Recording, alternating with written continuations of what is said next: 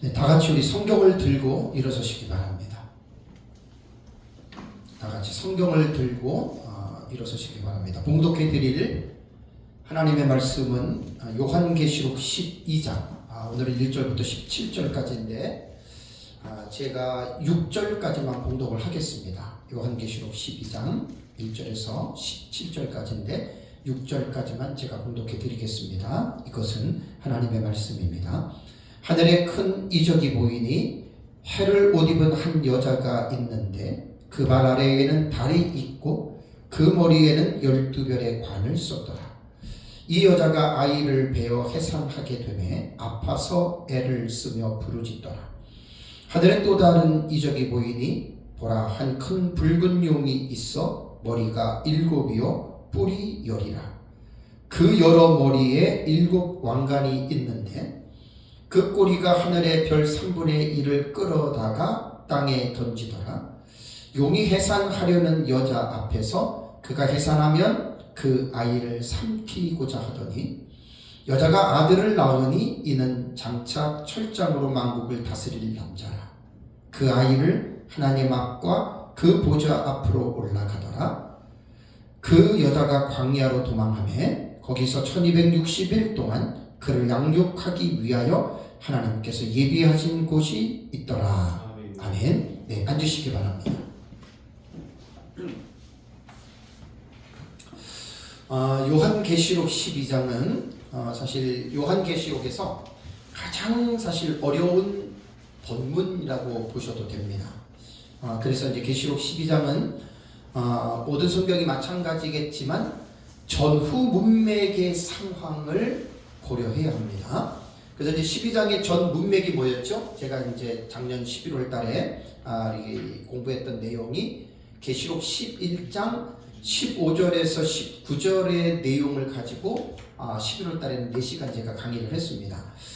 그래서 이제 그 전 문맥에 보면은 7번째 나팔이 불려지죠. 그죠? 7번째 나팔이 불려지는 내용이 11장 15절에 나오는데 19절까지를 쭉 보면은 7번째 내용의 나팔의 내용이 나오지 않아요. 그냥 서각적인 서론적인 부분에서 그냥 이렇게 15절에서 19절의 내용이 여러분 나옵니다.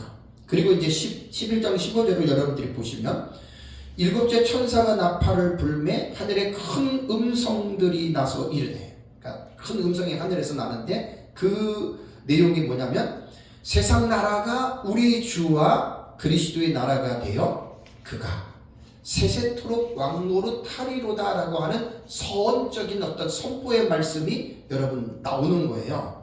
그러고 나서 이제 7번째 나팔이 내용이 뭔지에 대해서는 나오지 않고 제가 조금 전에 봉독해 드렸던 연결되는 이어지는 문맥이 이제 12장의 내용입니다.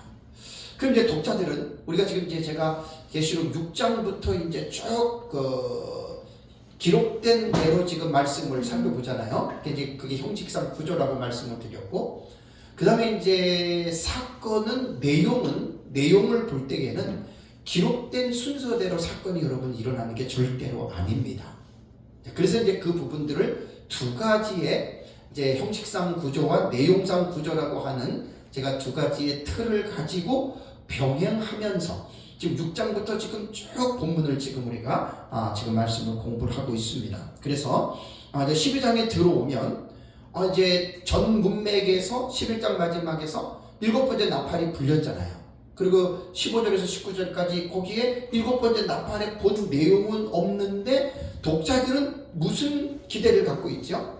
이제 이 다음에는 이제 7번째 나팔의 내용이 뭔지가 나오겠구나라고 기대를 하고 있는데 12장을 읽어보면, 전체를 읽어보면 7번째 나팔의 내용은 아닙니다. 이상하다. 왜 안 나오지? 그리고 또 13장을 넘어가면 13장도 7번째 내용이 아니에요. 이거 이상하네. 그리고 또 14장을 딱 가보면 14장의 내용도 7번째 나팔하고는 상관이 없는 내용이 나오죠. 야, 그거 참 이상하다. 도대체 7번째 나팔은 11장 15절에서 7번째 나팔이 불렸는데 도대체 그 말은 내용에 대한 것들이 설명이 없잖아요. 그리고 이제 뒤로 넘어가면 15장 1절에 가서야 여러분 그 내용이 나옵니다. 그럼 이제 15장 1절을 이렇게 읽어보면 이제 7번째 나팔의 내용이 이거다. 뭐 첫째 인 같은 경우는 이제 네 생물 중에 하나가 이리 오라 에루크라는 부르잖아요. 그러니까 이제 나오는데 뭐가 나오냐면 흰말이 나와요. 그 흰말의 탄자가 활을 가지고 이기고 이기려 하더라. 이게 첫 번째 인의 내용이에요. 두 번째 인에는 붉은 말이 나오고, 세 번째 인은 검은 말이 나오고, 네 번째 인은 이제 청황색 말이 나오는데, 그러니까 하나의 어떤 그 사건에 대한 하나의 주제에 대해서 사건이 나오는데, 7번째 나팔은 15장 1절을 가서 여러분 읽어보셔도 그 내용이 안 나와요. 이게 뭐야? 그리고 이제 15장 2절과 4절을 보면 뭐가 나와요? 불이 섞인 유리바다가 나와요. 그러니까 지금 제가 잘 보세요. 11장 15절에서 19절에 7번째 나팔이 불려져요. 7번째 나팔이 시작이잖아요. 그죠? 이제 요를 계시록을 공부할 때는 요런 거를 잘 이해를 하셔야 돼요. 먼저. 그 다음에 12장, 13장, 14장은 다른 내용이에요. 다른 내용. 그래서 이제 우리는 이것을 막간계시라고 부릅니다. 다른 내용을 우리는 막간계시, 이제 어떤 분들은 대부분이 삽입계시라고 이야기를 해요. 그리고 나서 15장 1절에 가서 7번째 나팔에 대한 조금 더 진전된 내용이 나와요. 묘사가 나와요. 그죠? 그런데 여기서 7번째 나팔의 본 내용은 안 나와요. 그리고 15장 2절과 4절은 불이 섞인 유리바다에 대한 계시가 나온단 말이에요. 그리고 15장 5절에서 8절까지를 보면은 여기에서 이제 7번째 나팔의 내용이 비로소 나와요. 여기서 뭐라고 나옵니까? 7 금대접을 7 천사들이 받았다 이렇게 나오는 거예요. 자, 여기 요 부분을 이제 우리가 전체적인 윤곽을 먼저 이해를 해야 됩니다.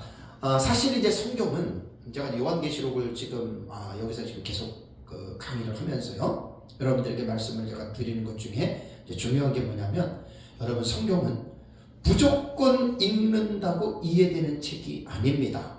무조건 읽으면 안 돼요. 성경을 읽기 전에, 그래서 이제 우리 뭐 신학교 가서 공부할 때 구약신학, 신약을 할 때 창세기 그러면 먼저 교수님들이 뭘 가르쳐요? 개론을 가르친단 말이에요. 개관이라 그러죠. 개론을 가르쳐서 창세기는 1장부터 50장까지 어떻게 구성이 됐고 쭉 가르치잖아요. 그죠? 그러면서 이제 거기에는 뭐 문학 비평이라던가 뭐 본문 비평이라던가 깊이 들어가면 사실은 그러한 공부들을 먼저 하고, 그리고 여러분 우리가 성경을 사실은 읽어야 됩니다.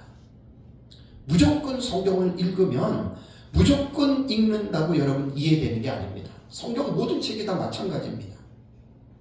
특히 이제 요한계시록 같은 이제 그 묵시록이라고 하잖아요. 계시록, 특히 이런 책들은 절대로 그냥 읽으면 여러분 안 됩니다. 오늘도 여러분 제가 헤롯 옷 입은 여자가 나오고 그 다음에 그 밑에 뭐 저기 쭉 내용이 나오잖아요. 달이 있고 뭐 그 아래는 12별이 있고 그 다음에 뭐 붉은 용 나오죠. 이게 도대체 무슨 얘기예요? 그러니까 요한계시록이라던가 다니엘서는 그 상징적인 언어로 기록을 했기 때문에 문학적인 장르로 볼 때에는 묵시 문학적인 요소를 가지고 있다 그랬죠. 그죠? 그러니까 이러한 것들을 개론적으로 먼저 공부를 먼저 하셔야 됩니다. 지난달에 제가 계시록 11장 15절과 19절에 대한 내용을 가지고 제가 4시간 강의했어요.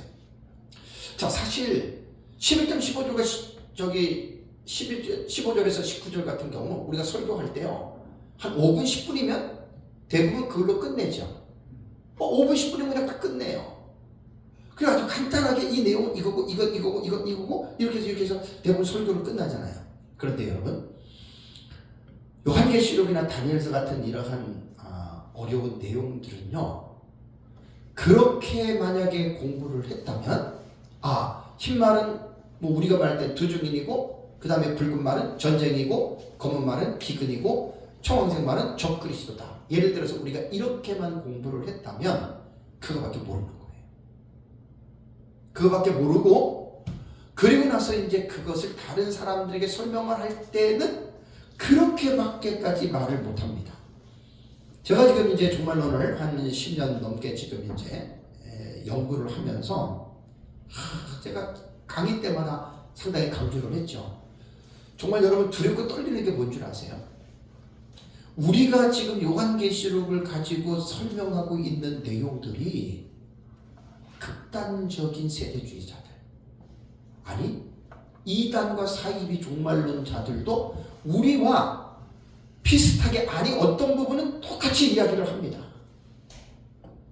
제가 그 연구를 하면서 그걸 보면서 너무나 제가 사실 위기의식을 느낀 거예요.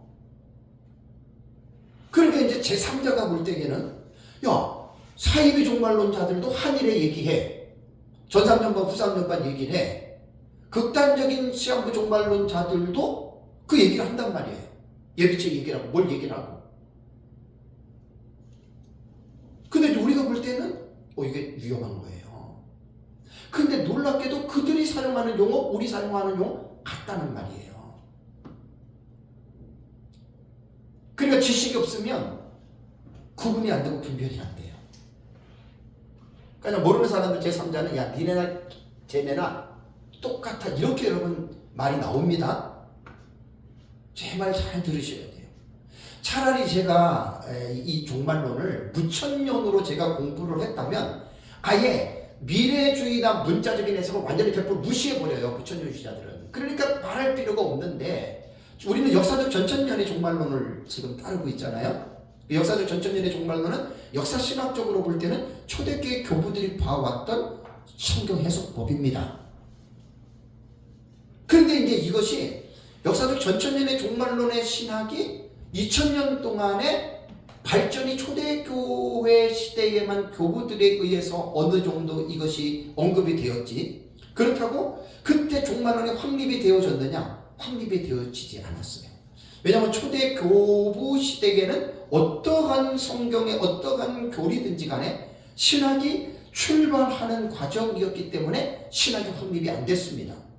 그러니까 그냥 초대 교부들이 역사적 전천년의 종말론으로 예를 들자면 예수님 재림 이후에 천년왕국이 있다 이렇게 봤던 것이 역사적 전천년의 신학의 이제 그것이 기초가 되었는데 그게 발전이 안 됐다는 말이에요. 그리고 이제 주 5세기에 어거스틴에 의해서 무천년의 종말론이 확립이 되면서 그 무천년의 종말론이 어떻게 보면은 종교개혁자들까지 거의 그것이 이제 대세를 이루었다는 이야기입니다. 그리고 이제 18세기에 19세기에 가서 존 넬슨 다비에 의해서 세대주의 전천년이 태동이 되면서 그동안에 이제 묻혀 있었던 역사적 전천년의 신학이 이제 드러나기는 했지만 너무나 위험하게 넬슨 다비가 세대주의 종말론을 만들어 놓은 거예요. 그래서 제가 연구를 하면서 제가 깨달은 거예요. 세대주의와 우리 역사적 전천년은, 왜냐하면 전천년이라고, 세대주의도 세대주의 전천년이라는 용어를 쓰잖아요. 그죠? 프리밀레니얼리즘이라고 하는 전천년, 그러니까 예수님이 천년왕국 전에 예수님이 재림한다라고 하는 말이 그게 전천년이라고 하는 용어예요. 그러니까 너무나 우리랑 같을 수밖에 없지요. 또 비슷할 수밖에 없지요. 그런데 의외로요, 제가 연구를 하다 보니까 세대주의는 이제 처음에 나온 그 세대주의 있잖아요. 그 고전적 세대주의라 그러죠. 클래식이라 그러죠. 그 조전적 세대주의는 우리 역사적 전천년과요 너무 많이 달라요. 너무나 위험해요.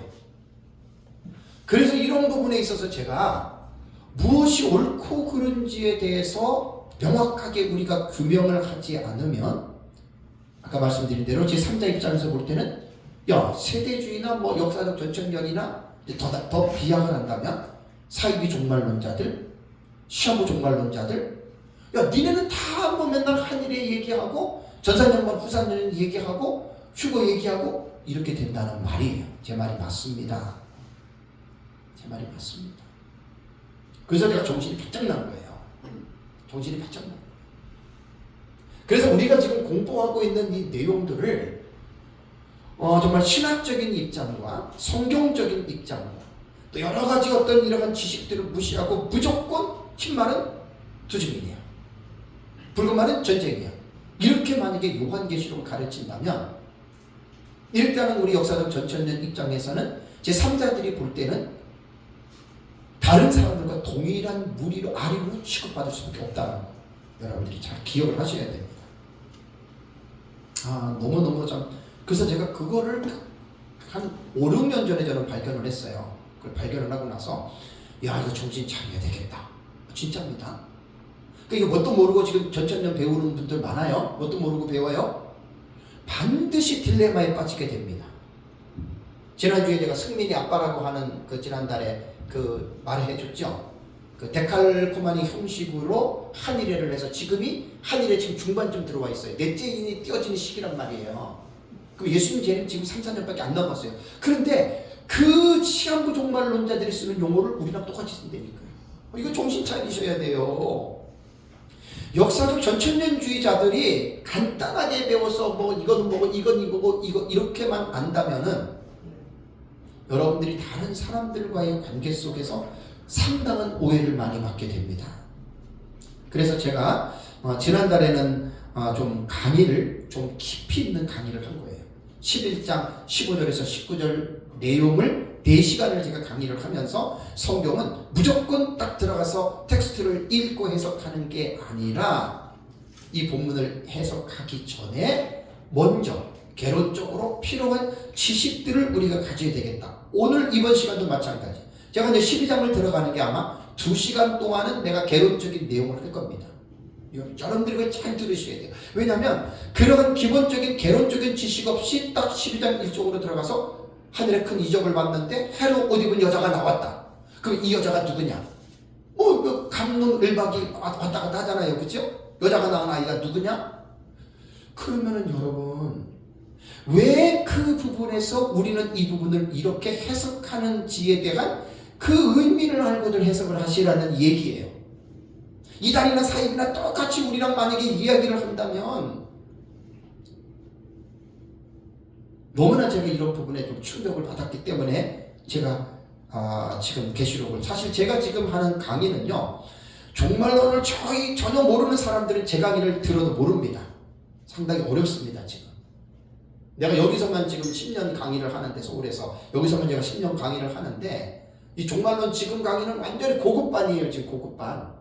그동안에 여러분들에게 공부했던 내용들을 깊이 있게 이제 고급반에서 이제 종합적으로 이제 한 단어를 보더라도 그 단어에 대한 의미들을 지금 풍성하게 지금 전후 문맥이나 이런 것들을 보면서 합니다. 오늘도 마찬가지예요. 12장 본문으로 들어가기 전에 우리가 이거는 뭐냐면 여러분들이 성경을 공부할 때 무조건 성경들을 읽지 마세요. 무조건 성경을 읽지 마시고 오늘 제가 이제 전개해 나가는 이 방식을 여러분들이 보시고 어떠한 성경이든지 간에 성경은 본문으로 곧바로 뛰어들어가지 말고 개론적인 입장에서 이 성경을 여러 가지 각도 내에서 여러분들이 성경을 분명하게 이해를 하시면 되겠습니다. 자, 그러면 이제 이번 달에 12장을 공부를 하는데 무조건 12장을 들어가지 마시고 12장을 들어갈 때 제가 두 가지의 그 구조를 여러분들에게 말씀을 드렸습니다. 제 책에 보면 나옵니다. 140페이지 정도 가면은 형식상 구조와 내용상 구조가 나와요. 왜 제가 이 말씀을 드리냐면 요한계시록 무조건 들어가가지고 읽지 마시고 개론적으로 이 요한계시록이 어떻게 구조가 갖춰졌을까 그거를 보는 겁니다. 그래서 이제 형식상 구조로서 이 계시록 12장을 먼저 이해를 하셔야 돼요. 형식상이라고 하는 말은 제가 만든 용어인데 기록된 순서대로 보시라는 이야기예요. 뭐 내용 따지지 말고 그냥 1장부터 쭉 기록된 순서대로 보는데, 계시록 12장에 들어와서 캐롯 옷 입은 여자가 나오는데, 이 내용이 나오기 이전의 문맥이 11장 15절 19절이에요. 자, 높아지면서 말씀을 드립니다. 계시록을 연구할 때 장과 절에 얽매이면 안 됩니다. 여러분들은 다 아시죠? 처음 듣는 사람은 이 말이 뭔 말인가 할 거예요.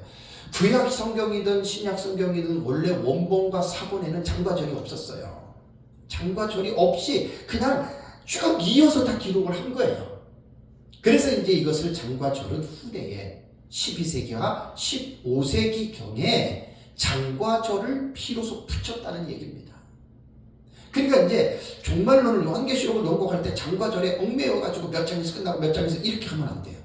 문맥으로 봐야 돼요. 문맥. 그게 단락이란 말이에요. 단락. 그래서 전 단락에는 쉽게 표현하면 11장 15절과 19절에 나오는 내용인데 그것하고의 관계를 맺어야 돼요. 자, 그렇다면 141페이지 여러분들이 제 책에 들어가시면 141페이지에 봉경과 삽경에 대한 설명이 나옵니다. 제발 좀 이런 용어들은 기본적으로 이해를 숙지를 하시고 요한계시록들을 좀 공부를 하세요. 그러니까 봉경과 삽경은 제가 만든 말이 아니고 종말론의 학자들이 뭐 전천년, 부천년, 후천년, 세대주의 할 것 없이 그들이 만들어 놓은 공통적인 용어예요. 봉경과 삽경. 우리가 요한계시록을 이야기할 때는 학자들은 뭔가의 어떤 이 내용을 가지고 서로가 토론을 하고 서로가 이 부분을 이야기를 하려면 공통적인 어떤 용어들이 있어야 되잖아요. 제가 그레고리 빌의 책을 보면서 조금 아쉬웠던 게 한 가지가 뭐냐면, 그레고리 빌 주석을 제가 이렇게 중요한 부분들을 참조하다 보면은 그레고리 빌은 약간 조금 의아하게 생각했어요. 뭐라고 얘기를 했냐면, 숫자적으로 매겨진 계시들과 숫자가 매겨지지 아니한 계시들, 이렇게 표현을 했어요. 왜 그레고리 빌이 그런 용어를 쓴 줄 아세요? 숫자가 매긴 사건들은 뭐지요? 그게 봉경군을 말하는 거예요. 세 가지 7시리즈. 첫째인, 둘째인 이렇게 하잖아요. 그리고 나머지 그 봉경군 말고 봉경군 사이에 들어간 계시들이 우리는 뭐라고 얘기를 해요? 그것을 삽경이라고 말합니다. 삽경이라고 이야기를 해요. 그러니까 그레고리 빌이 거기서 뭐라면 번호가 매겨지지 않는 계시. 조금 제가 의아하면서 이 대학자가 왜 이렇게 용어를 썼을까? 그냥 봉경군 그러면 봉경군이 뭐라 그랬어요? 일곱 나팔, 7대접과 20장, 21장, 22장을 봉경군으로 본다는 말이에요. 학자들이. 이거는 종말론의 공통적인 용어입니다, 여러분. 그리고 그 세 가지 7시리즈와 20장 이후에 말고 6장부터 19장 사이에 이 7계시가 들어간 사이에 들어가는 삽입된 내용들 있죠? 그걸 막한계시라고 하는 거예요. 그래서 여러분 제 책의 141페이지에 들어가시면 제가 박수환 박사님의 글을 인용해서 제가 여러분 거기다가 집어넣습니다. 여러분들이 이제 읽어보시면 그 부분들에 대해서 여러분들이 이제 이해를 하실 것입니다. 그래서 이제 박수환 박사님의 그 글을 제가 빌어온 것을 보면은 본서는 이 말은 요한계시록은이라는 말입니다. 봉경과 삽경의 상호 교차 형식으로 구성되어 있다. 이 개념이 정의가 너무너무 옳다고 봅니다. 7인 7나팔 7대적 재림 천연왕국 국가마국 제후심판 신천신지에 대한 환상들은 봉경이고 그랬잖아요. 그죠? 봉경들이고. 그러니까 본서의 두 큰 주제인 현세 심판과 교회 승리 이렇게 말하고, 그 다음에 이제 요 봉경들을 빼놓은 7장 8장 3절 5절 8장 13절 10장 1절에서 11장 14절 그 다음에 12장 1절에서 14절 20절 17장 1절에서 18장 24절 요까지만 넣었지만 저는 19장을 넣는다 그랬어요. 그죠? 19장. 그 다음에 박수환 박사님의 여기에서 제 책 밑에 보면 빠진 부분이 있어요. 15장 2절과 4절에 불이 섞인 유리바다는 빠졌어요. 그래서 제가 그거를 집어넣은 거예요. 그리고 이제 우리가 보는 입장에서 봉경과 삽경 공들을 집어넣는데 어떤 사람은 그래요. 무슨 봉경과 삽경 그런 말을 하냐? 그 당신이 만든 말 아니냐? 제가 만든 거 아니에요. 그래서 그 박수환 박사님 책에 보면은 신학자들을 한 10명 정도를 집어넣었어요. 알포드, 모페트, 키들, 리스트, 레드, 비슬리 모레이, 그 다음에 케어드, 마운스, 그 다음에 오니, 아우네라고도 하고 온이라고도 해요. 그 다음에 렘블렉트, 오스본, 그 다음에 이상근 박사 등등. 이 사람들이 뭐냐면 전천년주의자도 있고 무천년주의자도 있고 후천년주의자도 있고 세대주의자들도 있어요.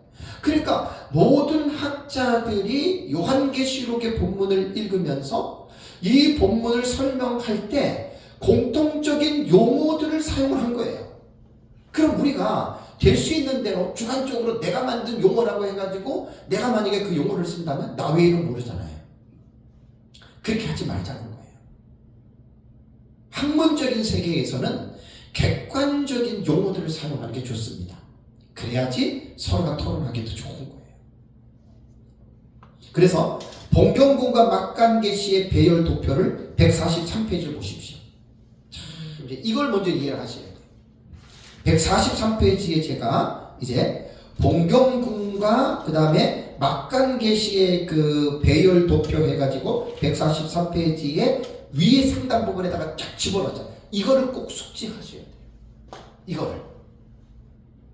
그러니까 맨 위에가 봉경군이고 밑에가 막간계시군이에요. 그죠? 그래서 제가 군을 1, 2, 3, 4 숫자를 매긴 거예요. 숫자를. 이거를 꼭 여러분들의 마음속에 이것을 기억하셔야 됩니다. 그래서 이제 6장부터 시작해서 22장까지 보면은 봉경군은 11가지의 봉경군으로 나눕니다. 11가지. 이게 뭐냐면 3가지 7시리즈와 그 다음에 20장과 22장의 내용이고, 막간계시는 몇 군데가 나오냐면은 7군데가 나옵니다. 그래서 이제 제친 막간계시를 이제 이건 개론적인 지식이기 때문에 꼭 이해를 하셔야 돼요. 여기서 제가 지금 말씀드리는 이제 이 형식상 구조는요, 내용하고 상관없어요. 뭐 전천년, 무천년, 세대주의 상관없어요. 학자들이 성경을 딱 기록된 대로 이렇게 구분한다는 거는 누구든지 따라줘야 돼요. 그레고리 빌처럼 숫자를 매긴 계시들, 숫자를 매기지 않는 계시들, 그러면 내가 조금 의아했다니까요. 그레고리 빌 그러면 현존하는 웨스트민스터 신학회 주경 신학자인데 요한계시록 주석을 2200페이지 정도로 쓴 아주 세계적인 대신학자거든요. 왜 이렇게 숫자를 매긴, 번호를 매긴 계시들하고 숫자를 매기지 않는, 일단 처음 이거 어떻게 뭔 말인가 했어요. 근데 또 보니까 그런 뜻이에요. 그러니까 그냥 봉경, 그냥 삽경. 제가 이제 하는 것도 박수환 박사님 혼자의 정의가 아니고 이러한 학자들이 이렇게 본다. 그러면 겸허하게 학자들은 내 주장, 내 고집을 내세우는 게 아니라 이런 용어들은 서로가 통일하는 게 좋아요. 그러니까 무조건 이런 내용도 모르고 무조건 봉경이니 삭경이니 이렇게 말들을 하는데 그것도 알고들 그렇게 표현하면 좋다라는 말입니다. 자, 그러면 다시 이제 그 봉경과 삭경군을 143페이지 여러분들이 그것이 이해가 됐다면 이제 계시록 11장 15절과 요 19절 있잖아요. 요게 지금 7번째 나팔이니까 이것이 봉경이잖아요. 그죠? 이게 봉경에 속하는 거예요. 이 봉경이 몇 번째 봉경이 되냐면 이게 6번째 봉경이에요. 제6봉경. 이렇게 공부를 하면 되게 정말 재밌어요. 그 다음에 이제 12장과 13장과 14장은 3가지 7 시리즈가 아니잖아요. 그죠? 그러니까 다른 내용이죠. 다른 내용이 요게 지금 봉경이고 이게 제7 봉경이에요. 그 다음에 요게 제8 봉경이 되는 거예요. 왜? 7번째 나팔이잖아요. 그러니까 이것이 여러분 봉경이 되는 것이고, 그 다음에 요 사이에 요게 지금 들어갔잖아요. 요 사이에. 그죠? 삽입이 된 거잖아요. 요 사이에 삽입이 되어졌는데, 요 12장과 13장과 14장은 막간계시라 그래요. 어떤 사람은 삽입계시라 그러는데, 요 막간계시군이 나오는데, 요 막간계시군은 몇 번째냐면 5막간계시에 해당이 됩니다. 그 다음에 여기 15장 2절에 또 이제 나오는 요 내용은 막간계시긴 막간계시인데 순서가 제 6이 되는 거예요. 이건 지금 개론을 공부를 하는 거예요. 그러니까 요한계시록 공부를 할 때 기록된 순서를 딱 이렇게 여러분 우리가 볼 수 있어야 됩니다.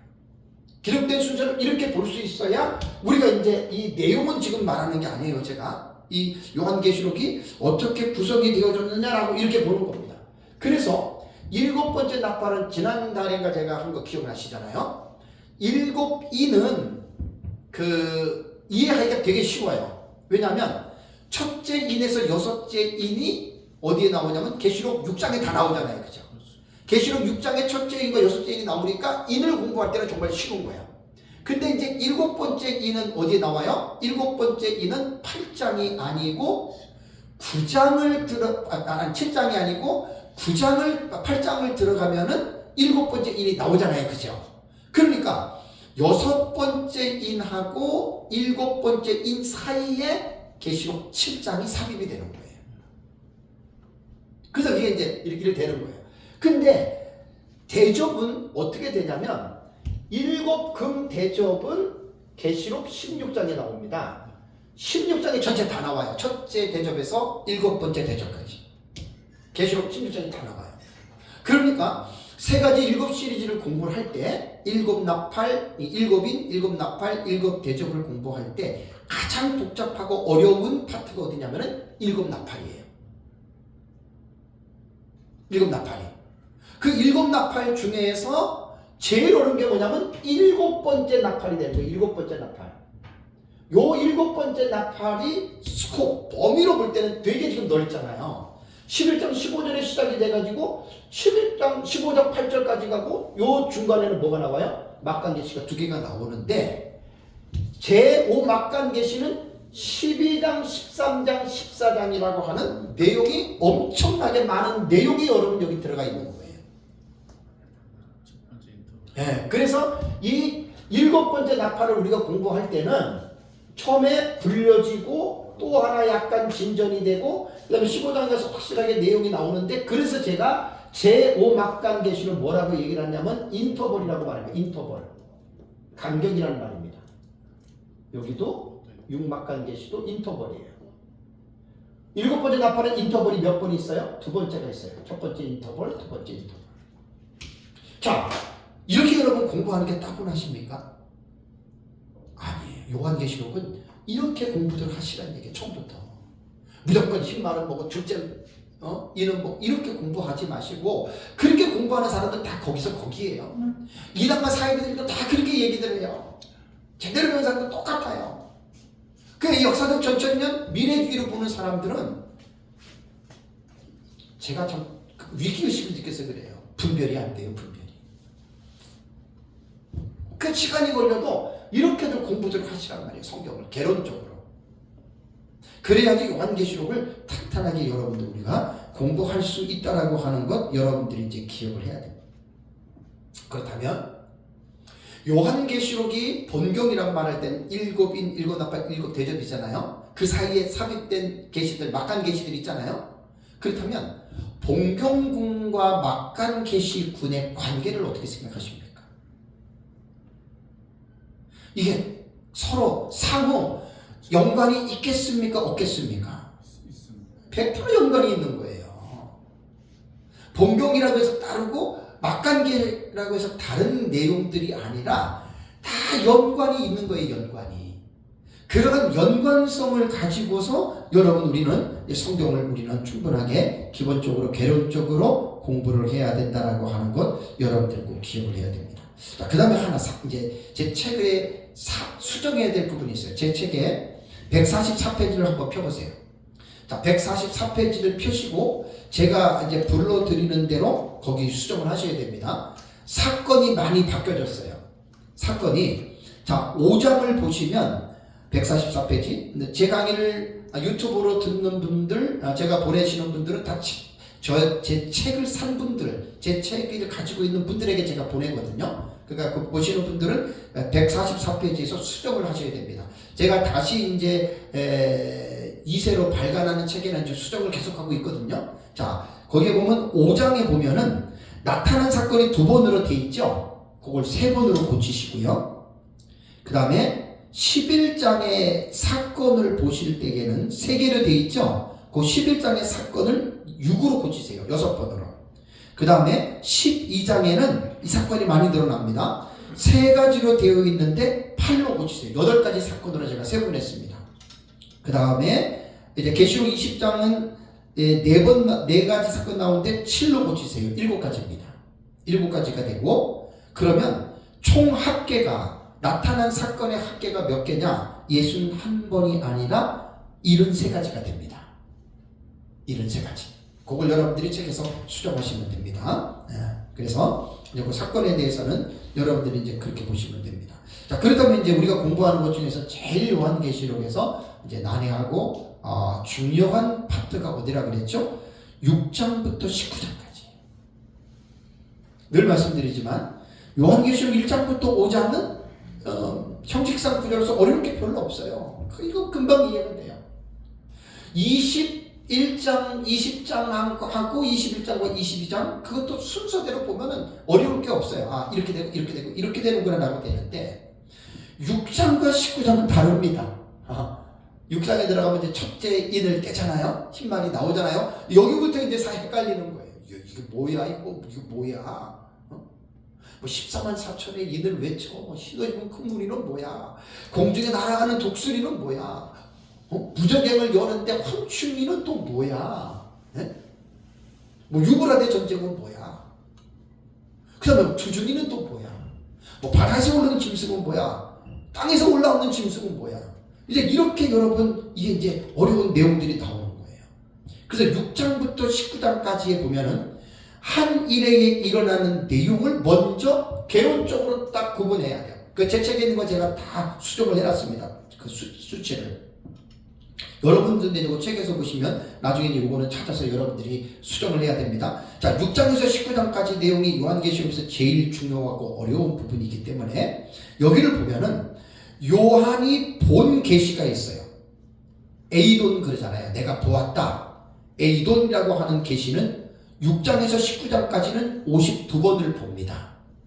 그 다음에 들은 계시는 에쿠사, 내가 들었다.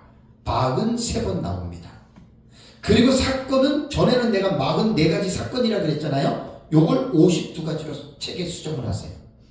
6장부터 19장까지는 사건이 52가지입니다. 제가 늘 44가지로 했는데 52가지로 여러분들이 수정을 하시기 바랍니다. 이것은 제가 보는 견해입니다. 사람들마다 보는 견해 다릅니다. 줄어들 수도 있고 늘어날 수도 있고 뭐 이거는 뭐 각자가 연구하는 것에 대해서 기준이 달라지기 때문에 여기에 대해서는 왈가왈부할 필요가 없습니다. 그래서 총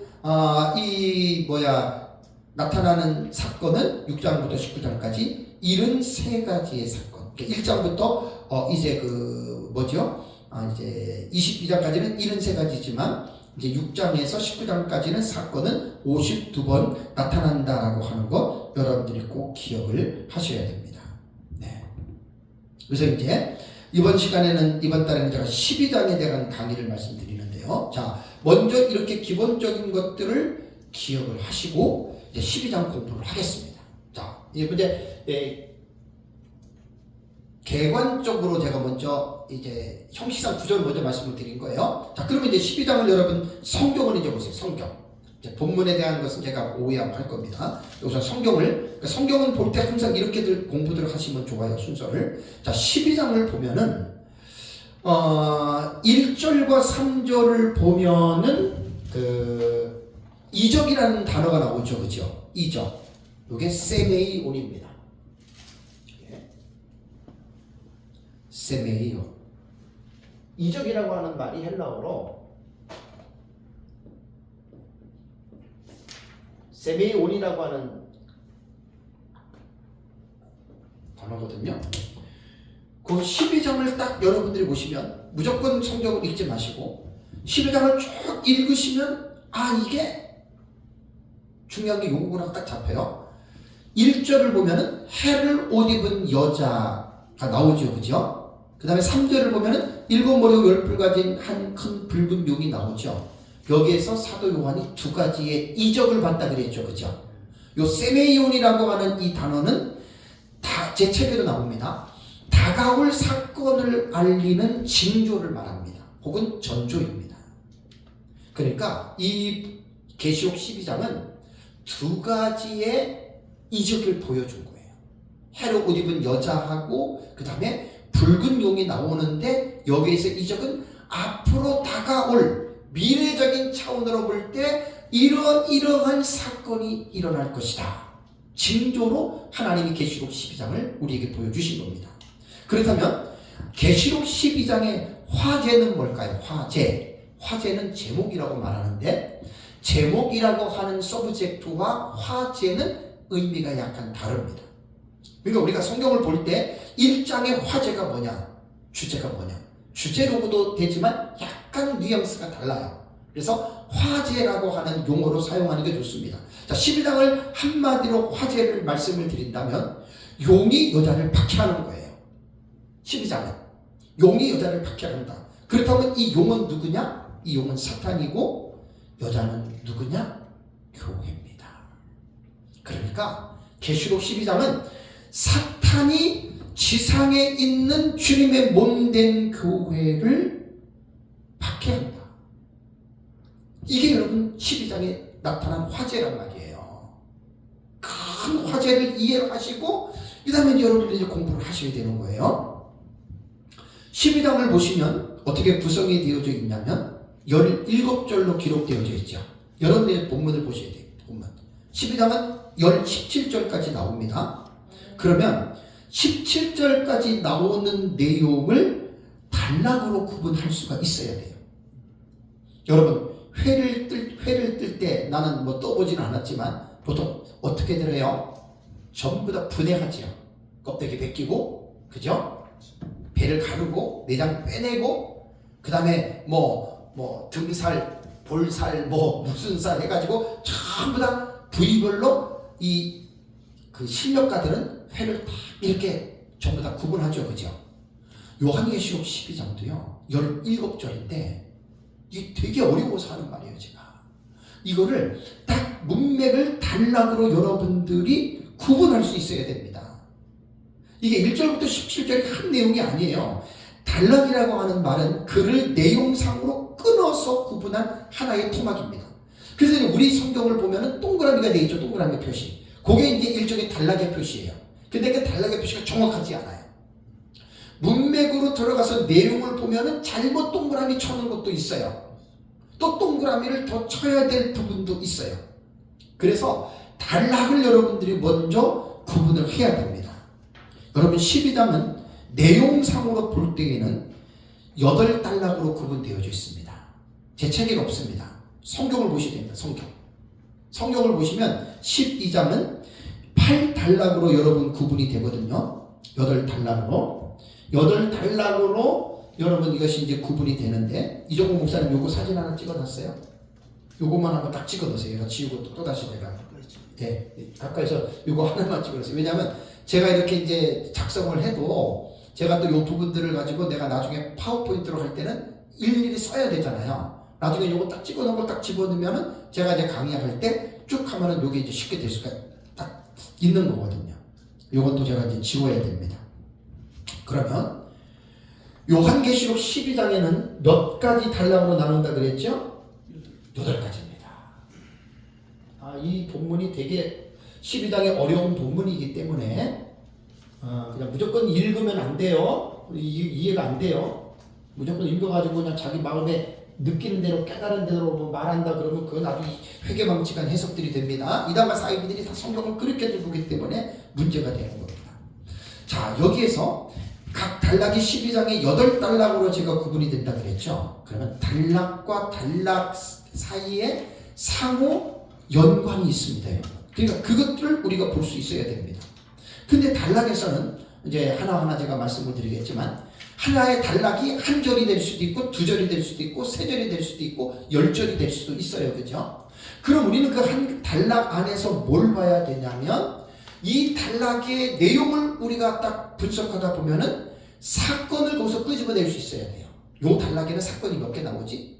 근데 또 어떤 단락을 보잖아요. 사건은 안 나와요. 그냥 서술, 어떤 묘사에 대한 부분만 나오는 경우가 있기 때문에 이 제가 계시록 12장에는 8가지 사건이 나온다 그랬죠. 그렇죠? 8가지 사건이 어떻게 나오느냐, 그걸 먼저 우리가 딱 구분해 놓을 수가 있어야 돼요. 그래서 단락 안에는 사건이 있을 수도 있고 없을 수도 있고, 한 단락의 사건이 하나가 있을 수도 있고 복수의 사건이 있을 수도 있다라고 하는 말입니다. 그리고 우리가 이제 요한계시록에 기록된 텍스트에서 이것이 이제 사건으로 볼 때에는 반드시 여러분 이거는 기본 상식입니다. 자, 성경에 어떤 사건이 일어났습니다. 그러면 육하 원칙 속에서 여러분 우리가 그 사건을 볼 수 있어야 돼요. 육하 원칙. 육하 원칙은 뭐예요? 누가, 어디서, 무엇을, 어떻게, 누가 어디서 무엇을 어떻게, 왜, 하나 둘 셋 넷 다섯, 또 하나 빠졌잖아요. 언제? 누가 언제가 빠졌잖아요. 이거를 꼭 기억해요. 이거는 성경을 보고 성경을 해석할 때 가장 기본적인 자세예요. 해로 옷 입은 여자가 나오면 이게 누구냐, 언제냐, 어디냐, 무엇을 어떻게, 왜 해로 옷 입은 여자가 나오냐, 이거예요. 그러니까 계시록만 제가 말씀을 드리는 게 아니라 성경을 연구할 때는 반드시 이거 기본적인 자세예요. 설교자가 성경을 해석할 때 이런 기본적인 자세를 무시해버리고, 개론적인 지식도 무시해버리고, 누구한테 들은 것 가지고 그냥 카더라. 네? 그러니까 문제가 많은 거예요.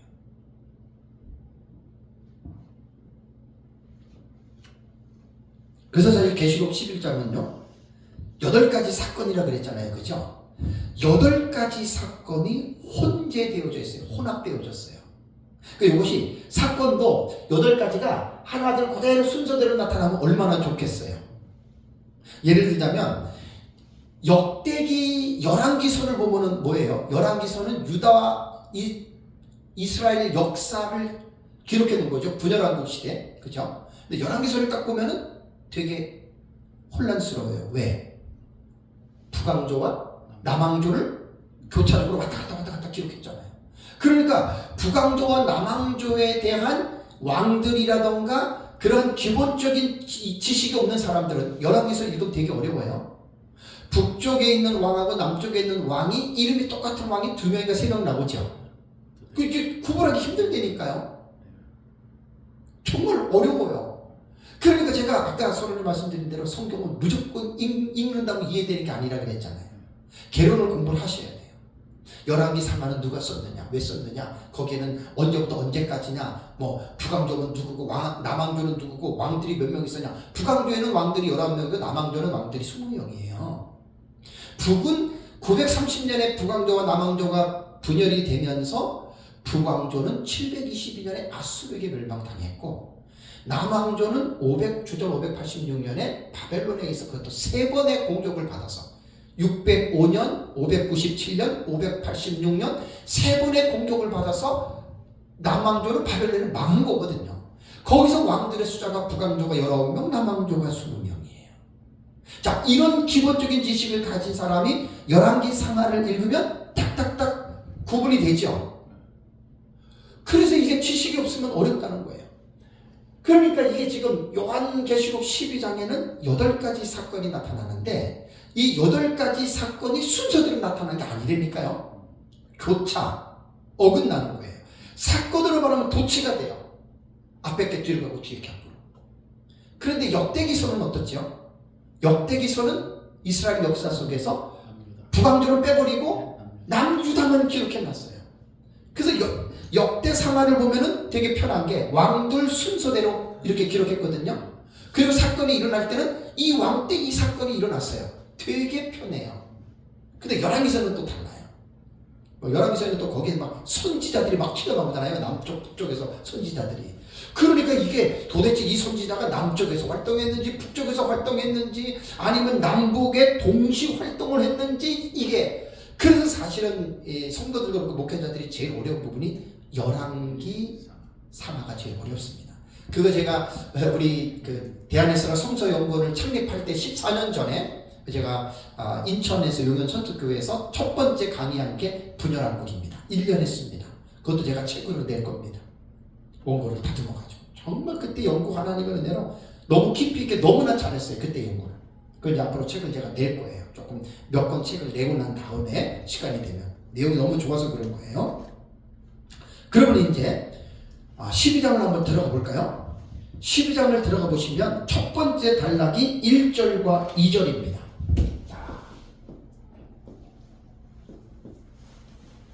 요게 첫 번째 단락이에요. 자, 1절과 2절을 한번 성경을 보십시오. 자세한 주회는 이 과정을 끝나고 나서 주회가 들어가야 되는 거예요. 무조건 주에 들어가요. 요거 좀 성경 연구의 방법을 말씀드리는 거예요. 자, 1절과 2절을 보십시오. 하늘에 큰 이적이 보이니 해를 옷 입은 한 여자가 있는데 그 발 아래에는 달이 있고 그 머리에는 12별의 관을 썼더라. 이 여자가 아이를 배어 해산하게 되면 아파서 애를 쓰며 부르짖다. 여기 한 단락으로 덩어리를 딱 끊어야 되는 거예요. 12장 1절과 2절. 그러면 여기서 우리가 생각해야 될 게 뭐냐면 1절에 해를 옷 입은 한 여자가 나오죠. 이게 이제 중요한 거예요. 해를 옷 입은 이 한 여자가 누구인지에 대한 이해가 너무나 중요해요. 이 해를 옷 입은 여자가 누구냐라고 정의를 내림에 따라서 그 뒤에 2절, 3절, 4절 쭉 그 뒤에 나오는 여자에 관한 내용들이 영향을 받게 됩니다. 그래서 이 여자가 이전에 아이를 배웠다 그랬죠? 그럼 여러분 이 아이는 누구죠? 그리고 이 아이를 배우고 나서 막 산고에 막 고통을 부르짖어요. 그럼 도대체 그게 뭐예요? 다 뜻이 있는 거예요. 왜 애를 맺어가지고 여자들이 막 산고의 고통을 왜 이게 부르짖느냐? 그리고 5절을 보시면 이 아이가 태어나고 이 아이는 철장으로 만국을 다스릴 아이다라고 말을 하고 그리고 이제 이 아이가 하나님 앞 보좌로 올라가죠. 그죠? 그러면 해를 옷 입은 여자는 누구예요? 제 책에 다 나와 있어요. 만약에 무천년과 천주교에서 말하는 것처럼 이 해를 옷 입은 여자가 마리아다 그러면 그 뒤에 나오는 아이를 뵌 사람은 예수님이고 그 다음에 이 아이가 하늘 보좌로 올라갔다 그러면 예수님 친척들 이렇게 해석을 하는 거예요. 그러니까 해석도 막무가내로 무작정 그냥 성경을 지식도 없이 막 하는 사람들은 그 이단과 사이비들 그렇게 성경들 해석하잖아요. 지 마음대로 지 읽다가 막 감동됐다고 그걸 쏘아놓은들 같이 나세요. 그래서 성경 그렇게 해석하다 보니까 위험하게 여러분들이 성경을 해석하는 겁니다. 해를 옷 입은 여자가 마리아냐? 구약교회냐? 신약교회냐? 아니면 우리가 보는 교회의 마지막 사역자들이냐? 그 내용의 뒤에가 다 달라져.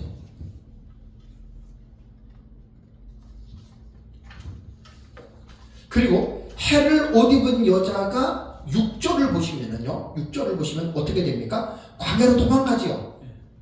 이 여자가 왜 도망가? 그러면 전부 다 지금 연결이 되는 거예요. 다음에 13절에 보면은 이 여자가 용에게 공격을 받습니다. 그리고 14절을 보면은 이 여자가 독수리의 투날개를 받아서 광야 자기 곳으로 날아가서 한때와 두때와 반때 양육을 받습니다.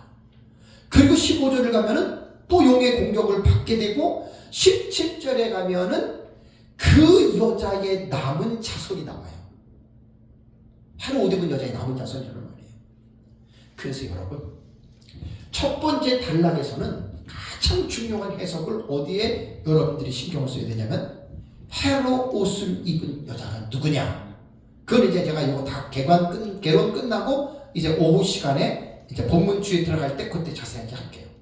그러니까 지금은 이제 그 본문을 들어가기 전에 먼저 제가 이제 성경을 연구하는 방식을 여러분들에게 말씀을 드리는 겁니다. 자, 두 번째는 뭐냐면 3절과 4절입니다. 자, 여기서 해로 옷 입은 여자에는 사건이 한 번 나옵니다. 요거 꼭 기억하셔야 돼요. 사건이 한 번 나옵니다. 자, 여기서 사건이 한 번 나오는 게 뭐냐면 1절은요. 하늘에 큰 이적이 보이는 해로 옷 입은 여자가 발이 있고 12별이 썼다. 이것은 뭐냐면 사실에 대한 묘사지요. 이건 사건이 아니에요. 그죠? 2절에 이 여자가 아이를 배어 해산하게 됐고 아파서 애를 쓰며 와 부르짖는 거. 이거는 뭐예요? 사건이 되는 거예요. 그래서 사건은 한 번 되는 거예요. 먼저 이제 딱 개론해서 분해를 먼저 하는 거예요. 다음에 3절과 4절을 보십시오. 두 번째 단락이 뭐냐면 3절과 4절이 됩니다. 자, 3절과 4절을 보시면은 자, 3절에 보면은 하늘에 또 다른 이적이 보이니 그랬죠. 그죠? 아까는 1절에는 해로 옷 입은 여자가 이적 세메이온이라 그랬잖아요. 이게 이제 장차 해로 옷 입은 여자의 이적이 역사 세계 속에서 나타날 것이다. 그렇게 보는 거고 3절에서는 또 다른 이적이에요. 또 다른 이적. 해로 옷 입은 여자가 아닌 또 다른 이적이 세메이온이 보이는데 한 큰 붉은 용이 보인 겁니다. 근데 그 붉은 용을 묘사할 때 머리가 7이고 뿔이 10이고 그 여러 머리에 7 왕관이 있다. 3절도 여러분 보시면 사건 아니에요. 그죠? 한 큰 붉은 용에 대한 묘사지요. 그죠? 그리고 4절을 보시면 이제 그 용의 꼬리가 하늘의 별 3분의 1을 끌어다가 땅에 던지더라 사건이죠. 그죠? 그리고 용이 해산하려는 여자 앞에서 그가 해산하면 그 아이를 삼키고자 하더라. 여기서 두 번째 단락에서도 사건이 한번 나옵니다. 4절에 나오죠. 그죠? 이런 것들을 단락을 잘 여러분 구분을 하셔야 됩니다. 그러니까 이제 조금 내가 부연 설명을 한다면 3절에 또 다른 이적에 대해서 말하는데 이 한 큰 붉은 용인데 그럼 여러분 한 큰 붉은 용이 누구죠? 우리 사탄이다 그러잖아요. 맞아요. 그냥 공부를 할 때는 단답식으로 이 붉은 용은 사탄입니다 이렇게 끝내지 말고 조금 더 시간을 들여서 깊이 있게 본문을 묵상들을 하시면 돼요. 제가 지금 여기 서울에서 지금 강의하는 이 내용은 사실 요한계시록 이건 최고급반이에요. 최고급반. 어떻게 보면은 박사학위 정도의 이 정도 수준에 들어와서 우리가 지금 공부하는 이 공부를 지금 하는 거예요. 지금 그 이전에는 그냥 이건 뭐고 이건 뭐고 이건 뭐고 이렇게만 공부를 했잖아요. 이렇게들 공부들을 하셔야 되는 거예요. 목사님 설교자들은 최소한 어떤 본문을 보더라도 이 정도의 깊이 있는 관찰을 하시라는 이야기예요. 개론적인 지식을 가지고 구약이든지 신약이든지 어떤 성경이든지 간에 이렇게 본문을 가지고 실험하고 그 본문을 깊이 있게 연구하라는 말입니다. 근데 이 붉은 용이 머리가 7이고 뿔이 10이고 그 여러 머리에 7 왕관이 있다. 도대체 이게 뭘까요? 상징적인 언어잖아요. 그래서 묵시문학적인 장르란 말이에요. 다니엘서하고 요한계시록은.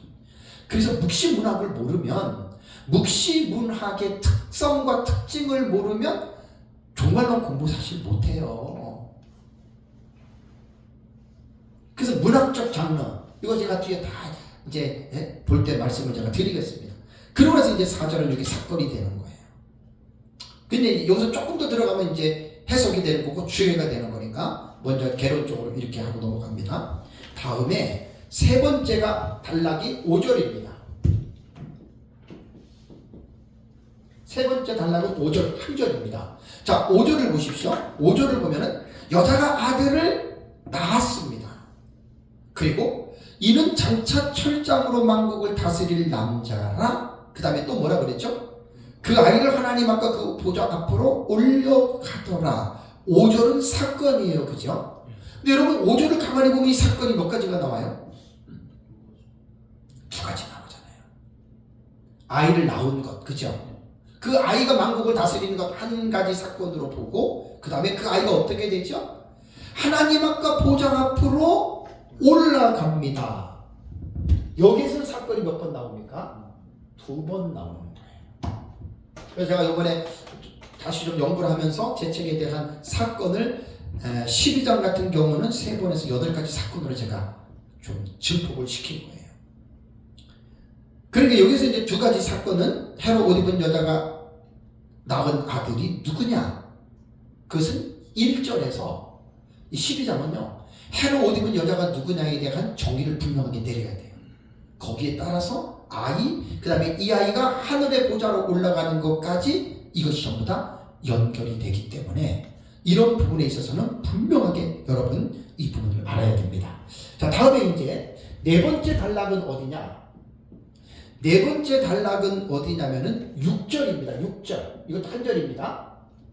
한번 읽어볼까요?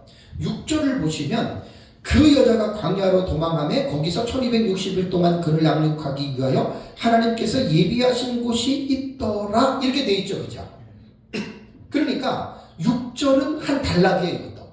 그 7절하고 또 내용이 다르고 5절하고도 또 내용이 다르죠. 그죠? 여기서 중요한 것은 뭐냐면 1절에 말한 해로 옷 입은 그 여자가 광야로 도망을 갔대요. 왜 도망갔을까요? 이 성경 해석은요, 이러한 궁금증으로부터 유발이 되는 거예요. 무조건 성경 읽고 해석을 하는 게 아니에요. 우리가 텍스트를 계속 읽고 읽다가 보면은 이러한 의문이 계속 여러분 일어나는 거예요. 그래서 여러분 성경을 설교할 때 묵상을 많이 하라는 이유가 뭔지 아세요? 본문을 많이 읽으시라는 얘기. 많이 읽으면은 이 구절에서 반드시 유발되는 어떤 그게 있어요. 인사이트가 있어요. 그러니까 6절에서 볼 때, 왜 이 여자가 광야로 도망을 갈까? 그죠? 그 성경 해석은 이렇게 들어가는 거예요. 그럼 이거를 갖다가 풀어가는 게 해석이고 그 해석을 전하는 게 그게 설교입니다. 저는 설교를 막 드라마틱하고 막 이런 웅변적인 설교, 물론 그것도 설교고 저도 그렇게 할 때가 있지만 저는 그런 설교를 별로 안 좋아합니다. 솔직히 그렇게 할 때가 있지만 저는 설교를 제가 성경을 깊이 있게 연구하면서 제 설교 스타일은 해석하는 쪽으로 바뀌었거든요. 그 어떤 사람들은 목사님 설교를 꼭 강의 같대. 난 그 말 들으면 좋아요. 여러분 설교가 뭐지요? 웅변입니까? 연사가 사람들 앞에서 막 목에 핏줄 세우고 막 감동을 눈물 흘리고 여러분 꼭 그것만이 설교입니까? 저는 그렇게 생각하지 않아요. 설교는 하나님의 말씀을 해석해 주는 거예요. 그러다 보니까 당연히 가르쳐야죠. 설교가 강의식으로 해야죠. 제가 이제 에베소서 주의 설교집을 낼 때 서론 내가 이 부분을 다 언급할 겁니다. 설교가 뭔가? 도대체 어떤 게 설교인가? 참. 그러니까 목사님들은 왜 설교하기 전에 본문을 왜 읽지요? 그 본문을 말하려고 본문을 읽잖아요. 본문 읽어놓고 쓸데없는 얘기하고 그건 설교가 아니죠. 그건 설교가 아니죠. 그러니까 본문에 집중하고 본문의 깊이에 들어가야 되는 거예요. 설교는. 성경 읽어놓고 적당히 말해놓고 적당히 이거고 헤로드 여자는 교회고 이렇게 얘기해놓고 자기 경험 자기 주관 자기 생각을 그냥 설교 시간에 거기다 그냥 땡질하거든요. 여러분 그게 무슨 설교입니까? 설교자가 성경 읽어놓고 지하고 싶은 얘기한 거지. 그럼 진정한 설교가 아니에요. 설교자가 설교학 신학에 대한 지식이 부족해서 그래요. 너무너무 기가 막히고 안타까운 사실이에요. 왜 여자가 광야로 도망했지? 그런데 거기서 1260일 동안을 있어. 또 1260일이 뭐예요? 이 의구심이 성경 해석으로 나오는 거예요. 이걸 풀어주는 게 설교란 말이에요. 그리고 거기는 뭐냐? 하나님께서 예비하신 곳? 그러면 뭐예요? 여자가 광야로 도망간 곳은 하나님께서 예비하신 장소다. 이게 나오는 거예요. 그리고 이제 성경을 계속 이거는 본문을 여러 번 여러분들이 읽으면서 지금 단락을 이렇게 구분을 해 나가는 것입니다. 6절에는 사건이 한 번 나옵니다. 자, 잠깐 쉬겠습니다. 잠깐 쉬고 다음 시간에 또 이어서 보겠습니다.